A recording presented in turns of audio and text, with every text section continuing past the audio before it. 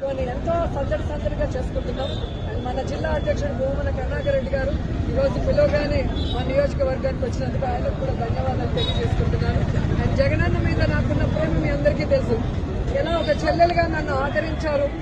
2 సార్లు ఓడిపోయిన నన్ను 2 సార్లు గెలిపించి మంత్రిని కూడా చేశారు. కాబట్టి జీవితాంతం జగనన్నకి అండగా నిలబడతాను.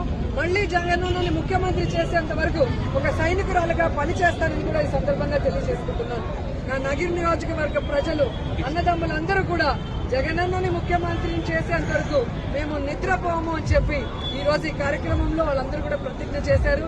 సో జగనన్న పుట్టినరోజు సందర్భంగా భగవంతుడు అన్నకి ఆయురారోగ్యాలు, మళ్లీ ముఖ్యమంత్రిగా అధికారాన్ని తొందరగా ఇవ్వాలి, ఈ రాష్ట్రం మళ్లీ అభివృద్ధి వైపుకి సంక్షేమం వైపుకి అడుగులు వేయాలని మనస్ఫూర్తిగా కోరుకుంటున్నాను.